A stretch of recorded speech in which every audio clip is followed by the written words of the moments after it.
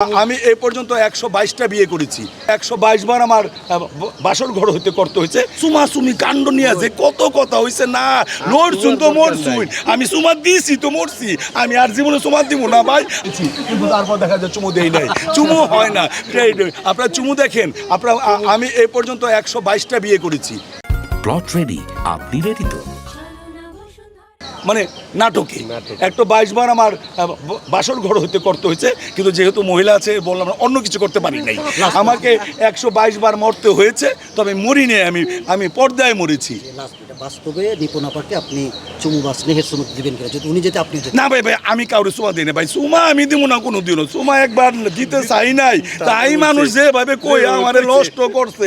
আন্নেরা coin কি আমি আবার চুমা দিব, আমি টিপ মেরে থাম, আমি রাও করবাম না। রাও করলেই কইবেন এই লোকটা চুমা দেওয়ার জন্য পাগল। চুমাচুমি কাণ্ড নিয়ে যে কত কথা হয়েছে না, লড়ছুন তো মরছুন, আমি চুমা দিয়েছি তো মরছি, আমি আর জীবনে চুমা দিব না ভাই। আমার বউরও দিব না যদি আপনার কন, আমরা বউরও দিব না, আমার ছেলেরও দিব না যদি আপনারা কন। আর যদি কনটা আপনি বউরে দেন এটা বৈধ, তাহলে দিব। যদি কন আপনার ছেলে দেন এটা বৈধ, আর ছেলের ঘরে যদি মেয়ে হয় ওটা তো আবার বউ হইতে পারে, তখন তো চুমা দিব হইতারে আর কি। আপনার নামের সাথে এই চুমু, এই শব্দটার শেষ হবে কবে?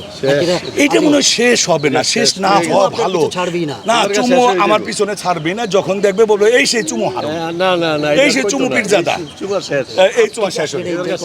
আমি এনজয় করি, আমি জানি যে সত্য প্রকাশ। হারুন বা চুমু পীরজাদা হারুন বললে আপনার ভালো লাগে না? ভালো লাগে না, তবে আমি এই যে অভিযোগ আসে এনজয় করি যে সত্য প্রকাশ। আমি যদি অপরাধ করি তাহলে অবশ্যই আমার বিচার হবে, আমার মানে বিষয়টা জানবে।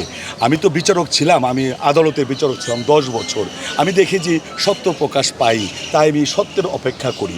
তবে এটা হয়ে কিন্তু ভালো হয়েছে একটা, যেটা কিছুক্ষণ আগে সাক্ষাৎকার দিয়ে আসলাম। আমি 2000 নাটক করেছি, আমি টুটকাফাটে আর্টিস্ট, অত বড় আর্টিস্ট না কিন্তু। হ্যাঁ, আমি 351টা ছবি মুক্তি পেয়েছে।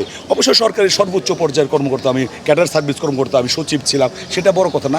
এই যে নাটক করে, সিনেমা করে যে জনপ্রিয়তা না, যে ভাইরাল হয়েছি, একটা চুমুকাণ্ড কিন্তু আমাকে অনেক ভাইরাল করেছে।